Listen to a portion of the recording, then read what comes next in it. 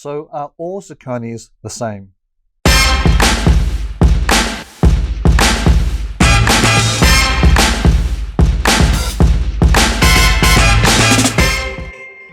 So let's look at one of the materials that we're using more and more in practice, zirconia.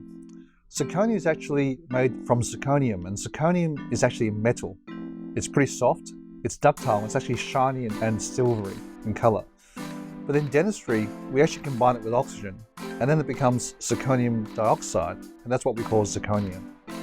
We're using zirconia more and more in practice because of many different advantages of this material, including aesthetics, but also the superior mechanical properties, such as the flexural strength and fracture toughness of the material. One of the things we need to understand about zirconia is that it's available in 3 different crystal structures: monoclinic, tetragonal, and cubic. And those crystal structures exist in their form at different temperatures. So monoclinic's up to about 1100, and then up to cubic, which is about just over 2000 degrees Celsius. In dentistry, we use it in the tetragonal crystal structure. Adding yttria allows the actual crystal structure to stay in that form at room temperature. The first generation of zirconia that came out was in around 2001. And at that time, that material was much more opaque, much more bright, and we had to veneer it with some form of glass ceramic. This would give you the aesthetic appearance. So the zirconia itself is very opaque, very dense. It doesn't have any glass in it. So you can actually see on the SEM there that the actual crystal, the zirconia polycrystals, are so densely packed together. And this material had a very unique property in that it could undergo phase transformation. So not only was the material itself very strong, but it had a unique property called transformation toughening, which meant that if you ever had a fracture within the actual material, the actual crystals would change crystal structure from tetragonal to monoclinic. So in front of a propagating fracture, you'd see this crystal structure change, and as it expands in front of the crack, it would stop the crack propagation. So one of the problems with this generation 1 was it had this optical property called birefringence. And here we had a discontinuity of refractive index at the grain boundaries. So as light went through the crystals, it would be reflected, it would not be transmitted clearly through the crystal structures. And because of that, it gave this opacity to the actual zirconia. So what we tended to do then to improve the optical properties was we would then veneer the zirconia with veneering porcelain. So we would layer the zirconia to give it the appearance, the aesthetic appearance. But one of the problems was that we often saw veneering porcelain fracture. So we had this chipping of the veneering porcelain, and nothing more frustrating than some of the porcelain chipping off your coping. This happened at around about 3% of cases at 5 years, if you look at the systematic review by Irina Saylor in 2015.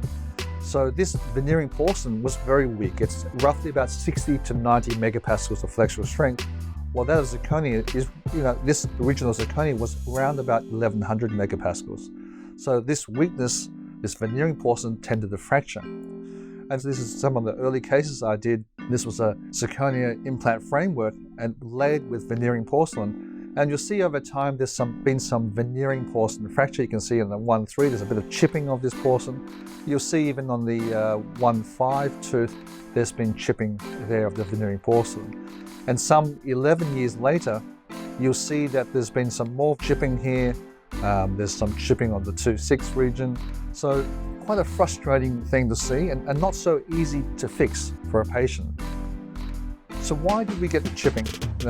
We talked about the veneering porcelain being weaker in the first place, but because of that weakness, that veneering porcelain has to be supported by the core.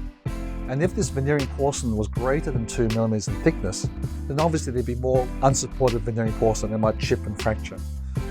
The other problem was we didn't really understand about the low thermal conductivity of this material. So the veneering porcelain wasn't matched correctly to the original zirconias, but we have improved on that, and now the zirconia veneering porcelains have the same thermal coefficients of expansion. And then lastly, occlusal adjustments. Adjusting the veneering porcelain, if it wasn't highly polished, then you create some little flaws, little stresses, and then possibly over time, they would fracture as well. So as I mentioned, this zirconia has to be supported. You can see in the image on the left, you can see the veneering porcelain is not well supported by the zirconia. And because of that, if the patient masticates, if the patient goes in the lateral protrusion and hits that cusp, then you might see the veneering porcelain chip off that in that sort of situation. So is it successful? In 2014, Larsen and Winterberg found a cumulative 5-year survival rate of zirconia crowns about 97%, and implant-supported crowns also around about 97%. So very high success rates and very similar to that of metal ceramic crowns. So we talked about the first generation of zirconias being such a high strength material. It had its own inherent strength. It was very densely sintered together. And this material is made up of mainly zirconia and aluminium oxide. The second generation was different. It came out in 2012, and this material then reduced the amount of alumina within the material. And also the way it was structured was the alumina was surrounding the actual zirconia, so it gave better translucency. It was still yttria stabilized. You can see how it says still 3Y TZP, so it was still a partially stabilized zirconia like that of the first generation, but certainly getting to slightly better aesthetics with the second generation. The third generation has come out more recently in 2015. You'll see that this material has more yttria. You can see now it becomes like 5Y. So there's more incorporation of yttria to stabilize this zirconia. And in this sort of situation, we have not just the tetragonal crystal structure, but we have much more cubic structure. The cubic, as in cubic zirconia, like diamonds, fake diamonds, it has much better optical properties. So in introducing this cubic form into the zirconia had better light scattering. You can see light was transmitted through the crystal structure in a much more aesthetic manner. But the problem with this material was there's lower fracture toughness. Having more cubic structure, this material was less strong than that of the first generations, but aesthetically much more pleasing to the eye. So with that change in zirconia, we've seen a transition from a layered zirconia to now full contour monolithic. And that's pretty much what most dentists are using in modern practice these days. We see this improvement in translucency. We don't have to use the feldspathic porcelain, and we have this monolithic material. This monolithic material means we have to reduce less to structure because we don't have to have different thickness of zirconia than layering with feldspathic porcelain. We have one monolithic color through. Because it's a monolithic material, also there's a reduction in the risk of chipping of the material. There's also a digital workflow that we can basically design by CAD/CAM and mill out of zirconia rather than layering porcelain, which becomes very labor intensive. And because of that, we have reduced fees of these materials.